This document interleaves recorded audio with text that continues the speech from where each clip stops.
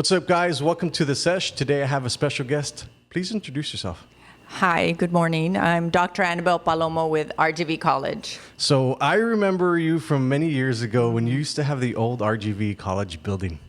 And I remember that, the whole transition, and then you got this whole new place, and it's magnificent. I have followed your journey from the very beginning. Well, I guess not from the very beginning, but from when I saw it. And I'm assuming that there's so much work that has gone into it, and I'm huge into entrepreneurship. So I want to dive into your life. Okay. So I have a bunch of questions, and the cool thing about it was I sat on my couch for 3 years listening to Les Brown, his speeches just on motivation.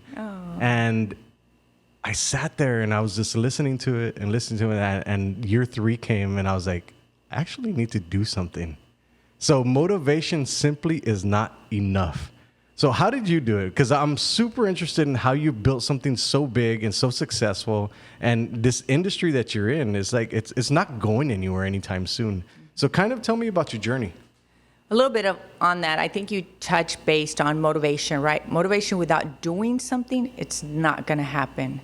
I think it's when you envision something in your life, a lot of times we say, like, how did they do it, right? Well, there's so much behind the scenes that has happened, and that's been the hard work, the giving up, the scared, am I doing this? So I'm giving up a 6-figure job to embark in this. So it's a lot of trusting your gut and going after it. Now, entrepreneurship, I'm an educator. I became a teacher. I thought, that's going to be my superintendent's my goal. I was part of a cohort of superintendents for my doctorate.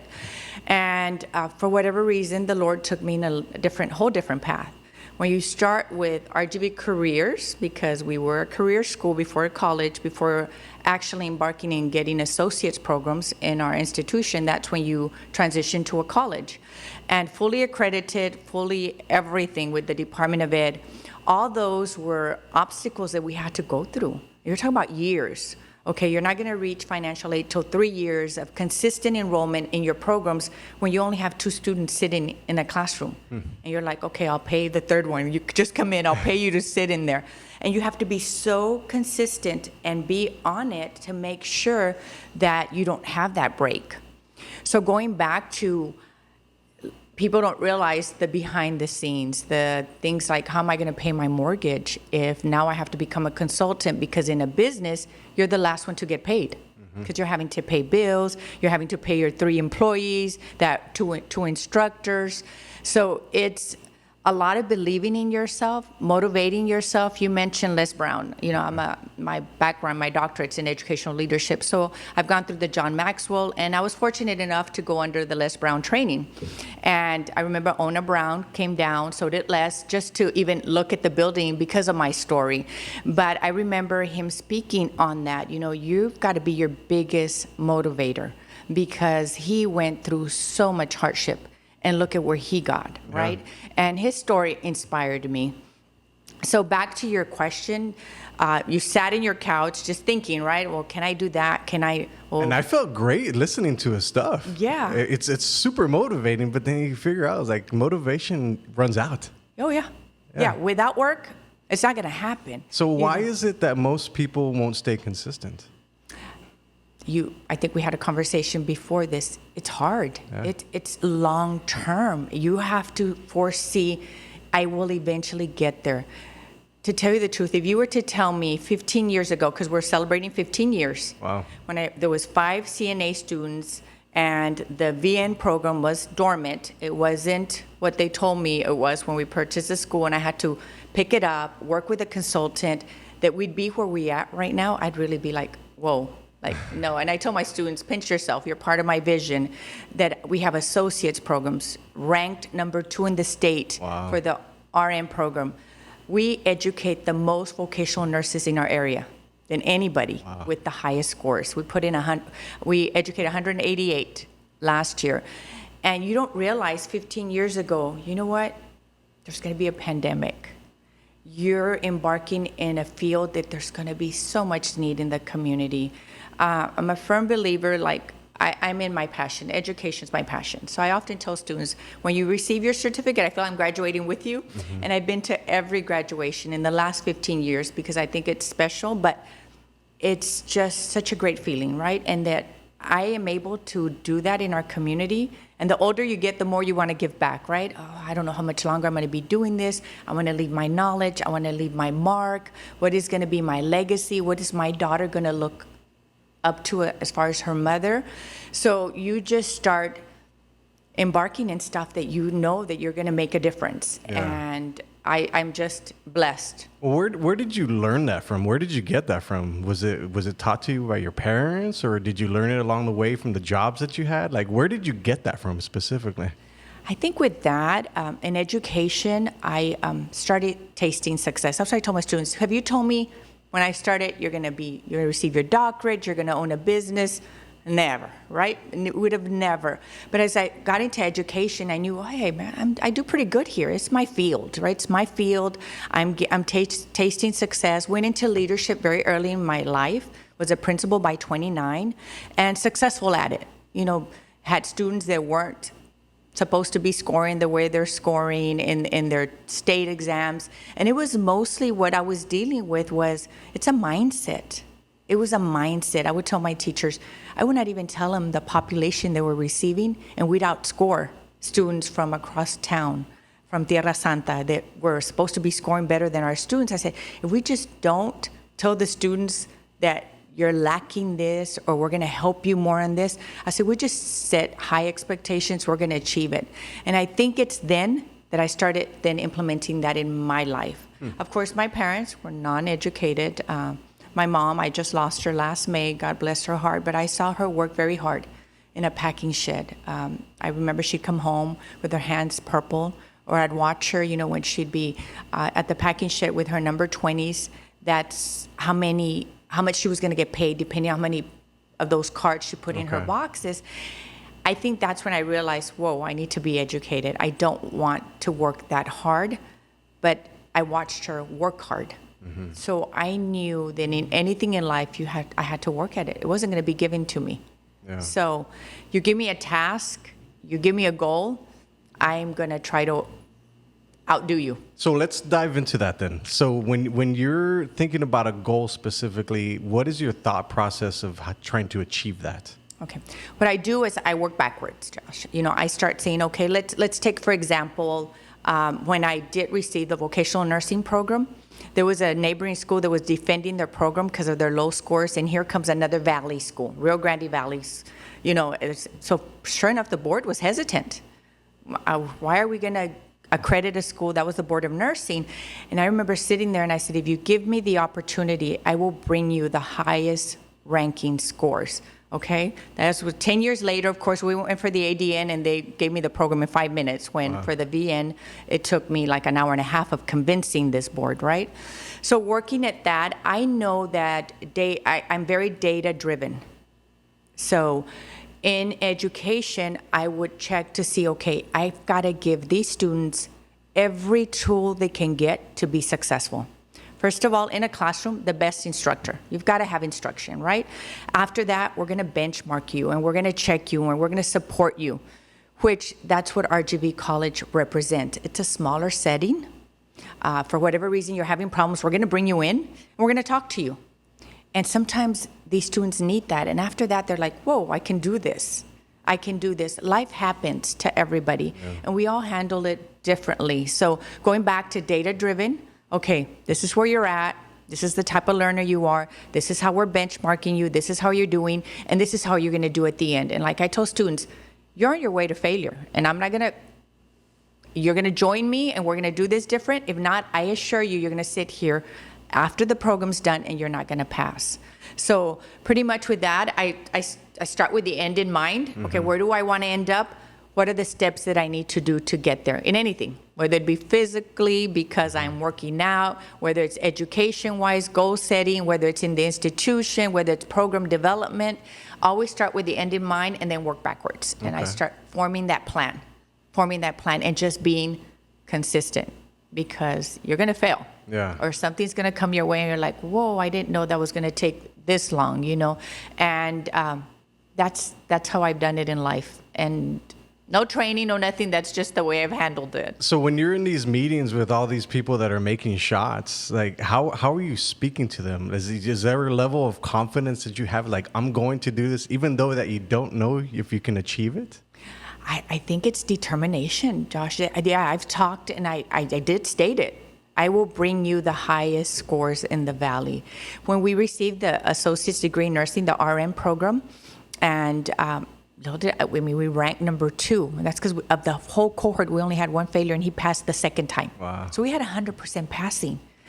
I tell the students, what you say, what you envision, it's going to happen. If you're negative with yourself, those negative thoughts, my daughter and I were having a conversation not too long ago. It's that, do I work out? Do I not? Oh, the bed feels really good. It's two voices in your head. Yeah. So you've got to sit there and say, okay, which one am I going to listen to?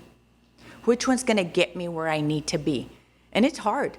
I'm sure you can attest because you've had a journey with weight loss. Yeah. It's two voices. It's your own mind too. Your mind can be very powerful. When I talk about that stuff, like the power of thought and the power of your words, people are like, oh, that's stupid.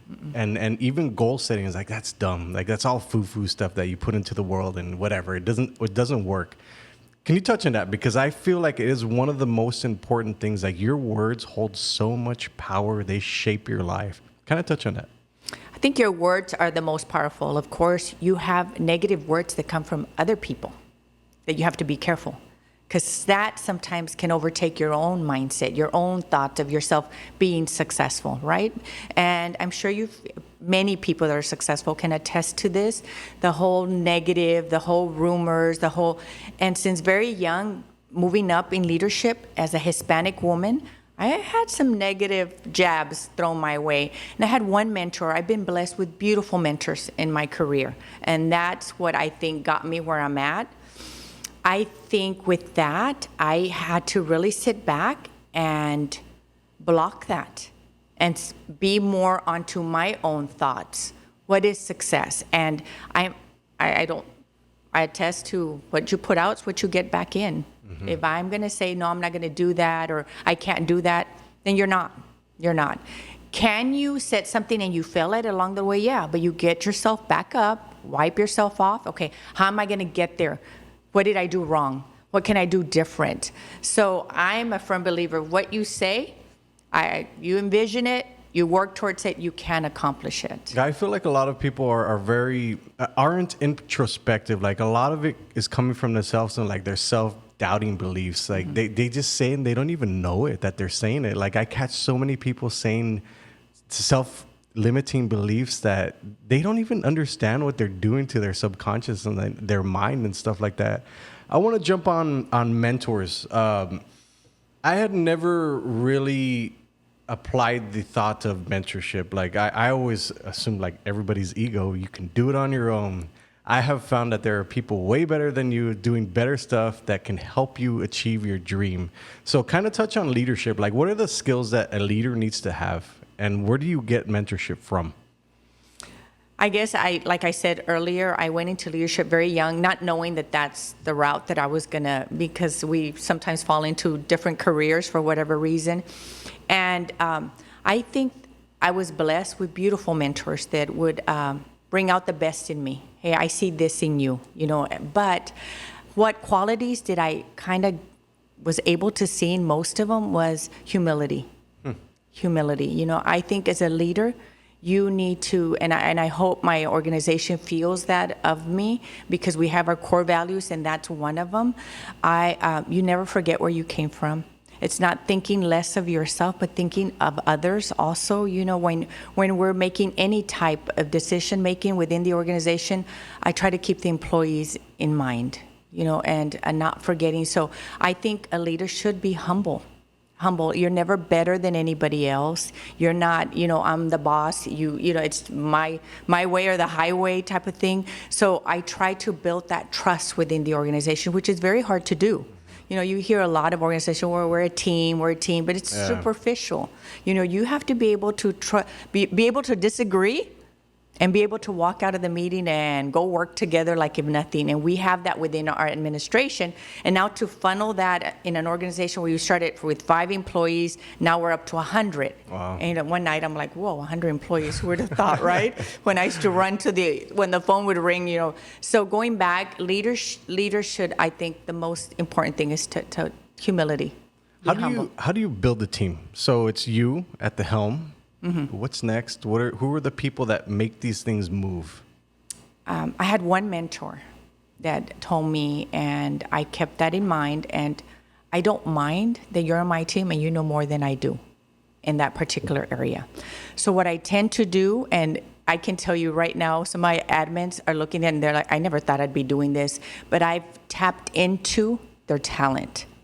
I had them in a certain spot. Oh man, Michael can do a lot better in this position. And I challenge them and they take it. So I'm a firm believer that you surround yourself with people that might know more than you, and it's okay. And hardworking people. Like I have about 9 admin right now, and probably non-degreed. They're all non-degreed. Wow. Non-degreed. And you have a director of operations that's non-degreed that started as my front office clerk. She's young. She's in her 30s, but I saw talent. And I said, front office. She went to register. Now she's doing the whole operations, just finishing an audit with the Department of Ed right now. 0 deficiencies, but work ethic was there, the ganas to learn, and to be able to be challenged. Okay, now I'm going to challenge you to learn this. So QuickBooks, I'll learn QuickBooks. She learned it. So I think as a leader, you've got to surround yourself with people that are going to make you look good. I say, man, we're all going to look good, but you're going to make me look good because you're going to know more than I do, and it's okay. Yeah. And you'll see in leadership, there's some people that have problems with that. They have to be the head of the realm that knows everything. I don't have all the answers, I just know that as an organization, we're going to keep ourselves at the forefront. Our students are our best customers. They come first, but my employees come up close second. I need for them to feel happy, comfortable in their jobs. They want to come to work. You produce great results, and I think we're an organization that keeps that in mind. So when you look at hiring people, what are the characteristics that you look for? Well, actually, all the employees have to fill out a questionnaire, and they go over our core values. They go over our mission statement. This is our vision. This is our mission statement. Can you live with these 3 core values? You know what I mean? We're humble. We have faith in there. We have excellence. Can you be committed to those 3?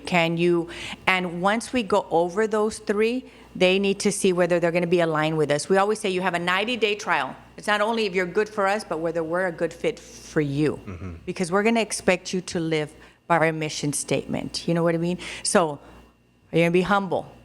And are you going to have courage? And are you going to have faith? Faith in believing things you can't see, courage to do things that we are going to tell you to. We have our staff, they listen to podcasts so they can learn. We've had them do book studies so they can continue to grow. Some have never picked up a book in years, but we have book studies to grow within the organization. So not only are we going to grow the students, we're also going to grow our staff. So I think that makes a difference. Yeah, and it absolutely does, because I feel like the whole culture of any business, and this is one of the things that is like, I hear nobody wants to work nowadays. Yeah. And then I hear from people, it's like, no, nobody wants to work for you. So it's the business that is really getting the culture that is keeping the employees along for the long term. So I see that the vision and the culture is really, and the core values is really what brings people along. Mm-hmm. If you don't align with these things, well, it's not a right fit for you. So let's jump into 10 to 12 million businesses will close this year. And it's happened every single year. Mm-hmm. From your industry, what can you see and what information and insights can you give to business owners to help them weather the storm? Like, how can somebody weather the storm if they're feeling overwhelmed, if they're feeling in the trenches, like this is not working? What advice can you give them? I started in 2008, which you can imagine the worst also economic time. I think back then I said, well, I didn't know any better. You know what I mean? I didn't have any funding. I didn't know any better, so I just kept going. Right now, I function the same way. You know, I keep doing things the way we do them. I keep my faith is the one that really sustains me, because if anything, if you don't believe that something can happen, it's not. We talked about it. So how do you weather the storm? Believe in yourself. Continue to look at little avenues where you can cut. You know what? This is maybe something that I can, for now, till I weather this storm. I'm not your entrepreneur. I was going to start, you know, I think one time someone said, my CPA sat with me one time. He goes, "You've grown this business 300%. And I said, "I have?" He goes, "In very short period of time." And I was just dealing with it like my checkbook. I'm going to be very honest. You know, I had to have certain funding for payroll. I needed to make sure I paid the rent, make sure I did. Do you see what I'm saying? Yeah, yeah. So if anything, I just, and save for a rainy day. So I've been doing it for years. For years, I've been putting stuff aside just in case we ever need it. I'm in an industry right now where there is a big need with people for the healthcare field, right? They need to be educated. We need them out in the field. So if anything, just don't give up. Be consistent. Look at everything around you. Where is it that maybe you could make some cuts, and see whether you're in the right industry too, because it might be something that's not for you. But I would not just throw my hands up and say it's the worst and I quit. Yeah. And a lot of people do that. Yeah, I think they give up right before they're about to hit that thing. It's like, oh, you were so close. Yes. So let's go back into the industry. What do you see specifically from your vantage point? Because I'm sure you have a lot of data and stuff like that with your industry. What do you see specifically here for the Rio Grande Valley when it comes to business? And what says in my field? In your field. Okay, so I see, if anything, growing our associates program and growing it in the field that is needed, right? So let's say our next program is the sonography program. There is a need here in the Valley. Of course, I have people that I speak to, physicians, and say, you know what, why don't you develop this program next? So I look into more job related. Okay. Will somebody get a job after? There's too many students out there from many, many different institutions. They get a so-called certificate and they're applying for my receptionist. And I sit them down, and because that's my educator, I say, what did you intend to do with this certificate? And it's some title that, and I know I get along with some of the other presidents in other colleges, so I try to align it to make sure they're going to get a job. Okay. I hate for them to go into financial debt, because it is, you know, financial aid, and then you end up with no job. Yeah. And you're having to pay this loan.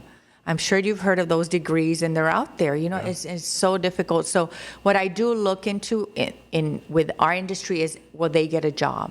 Is it something that's needed? Right now, you know, a lot of people have been approaching me. Are you going to expand somewhere else? Are you going? And I'm like, I would love to, but you've got to have systems in place. You can't duplicate just like that. You know, too many people try to do that, and what happens? It was too big. You lost it. You've lost that connection with the students. So I would hate to develop something or to put a service out or a program out, and then they can't find jobs. Yeah. So it's an interesting thing. You touched on systems. Kind of touch on that, because that's something I think a lot of people don't understand, is like when you're running a business, you have to have these systems and procedures in place to be able to scale it. So kind of talk about that. Give us your insight on that. I think during my doctorate, I took a class. It was very interesting, and it was on systems, like how something works as a car, a prison system. You know, everything has an organism. So I feel, and I tell every department, you know, we write everything down as far as how do we get from the beginning to the end, even when a student walks in. But even when someone else comes into a job, they need to be able to just pick up and go with the flow. And that's difficult, very difficult to put together. I'm telling you that we're still revamping after 15 years. So I think if you don't have that in place in an organization, you fail. You fail your customer. You fail them, because it needs to be something that follows a certain procedure, a certain system to get the best results. Okay. So, and you have pockets of systems within your organization, right? I have from my admissions to financial aid to instruction to admin up here. So all these systems need to be in place in order for the end product to come out successful, or what you want it to be, a successful student, right? We have a student walk in, we have it down from the beginning to the end. We call it from door to chair. When they enter the door to when they sit in the chair. So it's called our door to chair system, right? So every department is key. Right now, I hired 2 maintenance department, 2 individuals, and I sat with them and I said, you do know your key here. Why? And then one of them said, yeah, they enter a dirty building. They don't, take pride in what you do. So we had a discussion on that. So it's from when a student enters to when they sit in the student desk. What is it that happened? And it needs to be very put together. Yeah. Takes years. Yeah, and it's always revamping too. Yeah. The business is a never-ending thing, and I want to go into. There was one time that I heard you talk, and you got very emotional because you were talking about your daughter and how you had to work so much, and I think she was there next to your computer or something like that. I want to touch on that because I feel there's a lot of entrepreneurs out there, and a lot of people say that people are selfish. And I don't feel that way. I don't feel like there's anything selfish about that because you're trying to grow something that's going to directly impact your family. Exactly. So kind of touch on that because I feel like work-life balance does not exist. I don't feel it. Like, what are your thoughts on that? And I probably do get emotional because I have one daughter, and I became a single parent with a very involved dad, beautiful dad, when she was almost about 3. So I went into the business when she was about 6. So in going into it, it takes a lot of time to build something, right? I was not only working on my doctorate, I was working on the vocational nursing program curriculum. That's my background, developing curriculum. I had to be turning in stuff for my dissertation and then she'd run up the stairs with me, go drop it off, and be working on the pharmacy tech program to turn into the state to get approved. The balance, it's very hard.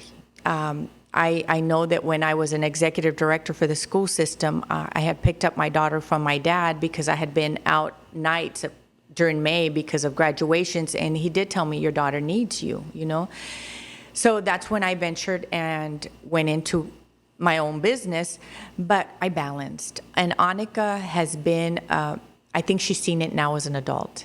I would pick her up from school. She had ballet because she was a full ballet dancer. She'd have to dress in my office, and I'd run, go drop her off, and come back to work. She'd be done at 7, go pick her up, and come back to work. She'd do her homework in my office. So a lot of times, and I know people say, don't feel sorry for me. I'm just telling you what I had to do. She'd sleep on the floor, on the carpet, waiting for mom. I'd pick her up and take her home. Or there'd be days, like it'd be years. She goes, Mom, can I be like a normal child? Can you take me home after school? Not to school, school, she would say. And there she'd do her homework and she'd be in the restroom doing her bun to go to ballet. So we'd balance, right? So one time I know that parents don't realize, especially I talk to my students. I remember when I work on my dissertation and I have my laptop on my lap and I'd be typing and Annika would be next to me asleep. So by then I received my doctorate, was starting the business, and Annika, I picked her up from work. She goes, Mom, tomorrow's the last day for AR and Teddy's ahead of me. Teddy was always ahead of Annika. I said, okay, what are we going to do? She goes, I have to read this book by tonight. Hey, no, Annika, it's okay to come in. You don't have to be first or whatever. That night, we're in bed, and I wake up, and she's under the sheet, so she won't wake me up, how the tables turn. And she's reading her book. I pick her up from school. She jumps in the car, and she goes, she's wearing the AR shirt. She outranked Teddy. So going back, it's how you can handle it. I saw a little bit, then she grew into the business, right? She saw what mom was doing, and then she went off to college. So we're in the new building.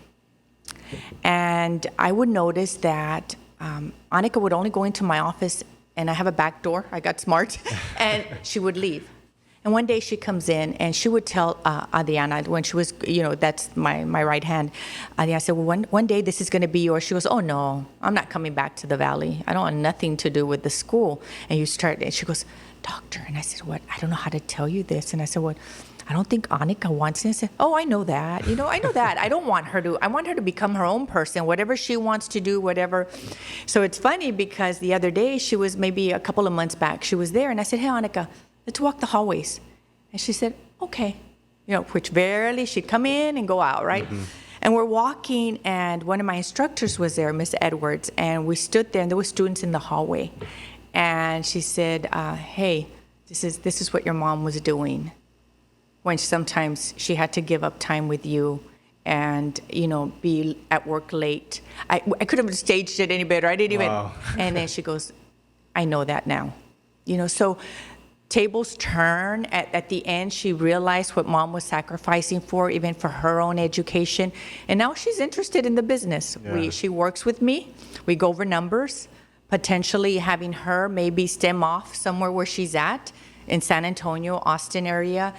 There's a need for nurses over there. So we have a real close relationship, but was it tough? Yes, very tough, because you look back and you're thinking, okay, did I give up time with my daughter? The older you get, you start, but that was your journey. That was your journey to get where you needed to be, and it was a balancing act. And everyone does it differently. I had great family support. She was never alone. It was my own business, so if I wanted my daughter to sleep on the floor, I could, right? So I could bring her. That's the only good thing about being your own boss. She could sleep there. She could bring her homework. We could get dressed for ballet there. So it helped. It helped because I was able to see her. I was able to drop and say, they would laugh because, oh my God, Annika, and I'd run out because I wanted to pick her up every day from school. Yeah. And she was down the street. I'm going to pick her up if I could. Or other days, my employees would step in. Don't worry, I'm taking her lunch, So it's a balancing act. It really is. And you just need to not be so hard on yourself. So is there a work-life balance? I think you're talking to the wrong person. I think there is, and now as I'm getting older, I'm trying to do that because now I'm thinking, whoa, Annika's got her own career. I can stay till 7, 8, or 9, but I don't think that's healthy either. I've been following podcasts, and I remember a certain entrepreneur that said, I made myself now work out early, wake up earlier, have my clothes ready the night before. So trying to practice, you never stop learning, like you said. And he's there from 8 to 4 straight, but can leave at 4, and that's it. I disconnect. It's the disconnection with me that's kind of hard. I'm always, not only do I have RGV College, I have Meraki, which is a cosmetology school, and then we started a little medical spa, Meraki Med Spa. Wow. My whole intent is to kind of tie everything together, eventually maybe aesthetic nursing. Okay. So that's why I have a nurse helping me kind of get to know that field, because I'm not going to go into a field and not know it. Right. And knowing it is 4 or 5 years in it. You know what I mean? So that way, a lot of our nurses, if they need to go get trained, they're not having to go to Austin, Dallas, that we can provide it here in the Rio Grande Valley. That's just a long-term vision that, because you never stop. You're always like, okay, what can I do next? So going back to the balancing, I'm trying. I do work out. I do eat healthy to keep myself. Do I love being at work? Yes, I do. It's my passion. I love talking to students. I'm working in my industry. I mean, God, I think everyone's given a gift. It's your responsibility to explore it and work with it, because you'll never work a day in your life, like they say. I talk about a lifeline. I've been wanting to get a tattoo that is a timeline of 40 years old. So I'm 41, 40 to 93, which is my grandfather's age. Still alive, still works out, still does a bunch of stuff. If I am lucky enough to live that long, that means that I have a very short amount of time to do the things that I'm going to do in this life. So I viewed life a little bit different. I'm in a hurry to get things done, because I feel like I wasted so much time. I hear you. At your age, how do you view time? I had never thought about time till recently when people bring up your age. You know what I mean? Or I start seeing friends that are retiring. Because time forces you to think about those things. Yeah. So I'm super interested in your thoughts about how you view time. I think with that, I had a friend that told me, okay, let's work backwards. Where do you want to be at this age? Or when you retire? When you do retire, I don't even know if I'll ever retire, right? But when you do retire, what is it going to look like? And work backwards and form that plan. I've always worked as time is on my side, right? But time is running out. You do have an end time. So I just try every day to look at how are we getting better in anything that we do, whether it be my personal life or whether it be in the organization. I do see myself like retiring eventually, but I always say I'm going to be the lady in the back at the Blue Owl Cafe selling coffee because I can't seem to let go. But I just work every day towards not having that end in mind. I don't know if I'm explaining myself correctly, in the sense of I always look at how can I get better. Okay. I hate thinking, I know you said I've wasted a lot of time, right? But that time was not so much wasted because you learned from it. Absolutely. Right? Yeah. That's why you're doing, I have 41 to 93. What am I going to do that you're not going to do what you did back then, Yeah. right? And a lot of times we get stuck in that. You get stuck in that, and before you know it, you're 55, you're 60, and you've done nothing different. So if anything, I've learned from what I've gone through, and I could write a book. From what not to do in business, because I didn't have that business background. Oh yeah. What not to do, make sure you're signing, make sure what you're looking at this. If you know it's your vision, it's for your legacy, just work every day like if you don't have tomorrow. So every day I go in there and I'm looking, okay, what are we doing that's getting better in this program? What other program are we looking at? So yeah, I think if anything, I've been thinking about time a lot lately because some of my friends are retiring, and I'm thinking, should I be retiring? Like, is that? I said, no, everyone has their own journey. I have, my daughter went to Deborah Case right across the street. You should probably get her on here one time because she's almost 70. Wow. She swims every day. We went to the Les Brown training together, and it just so happens we're at the airport to go to the John Maxwell together. So we kind of haven't gone together in a while, and she just went to a Dave Ramsey train. Do you see people you keep learning. You keep learning. So I think if anything, yes, time is running out, and but what are you doing with your time? The time. While you have it. Yeah. While you have it. Yeah, I completely agree with that. So 3 tips for success.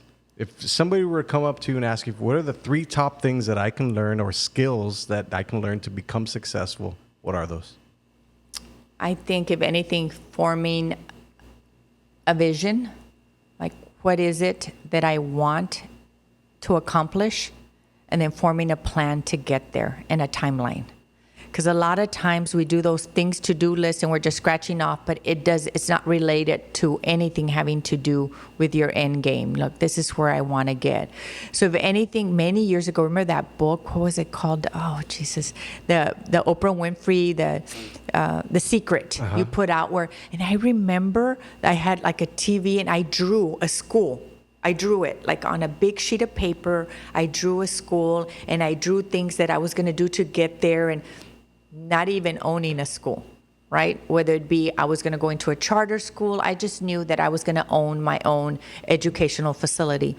So I think, if anything, that would be one.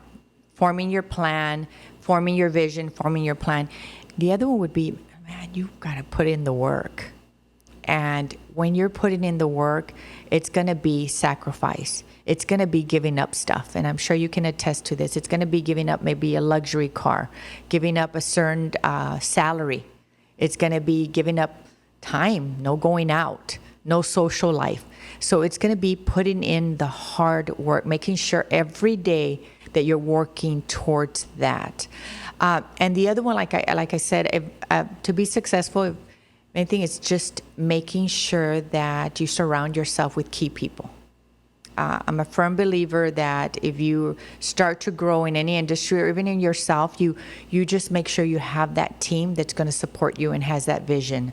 So I know that starting a business is scary. I'm just losing an employee who's very hardworking, but going towards that, right? And he's a little scared. And I said, if anything, just make sure you're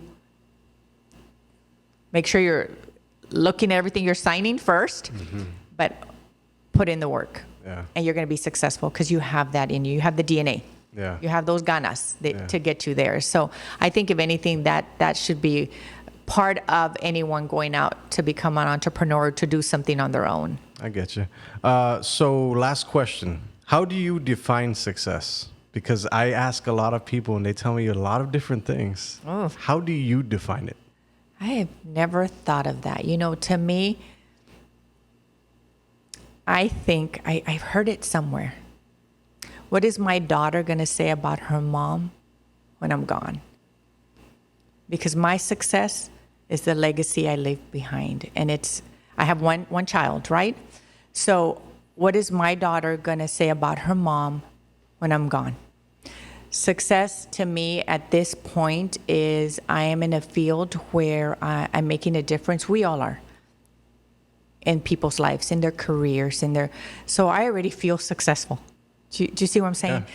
So I only have one child, and that's going to be my legacy. So I often look back and I look into her eyes and I say, what does she see in mom? And we're that close that we're now talking about things that happened during the process.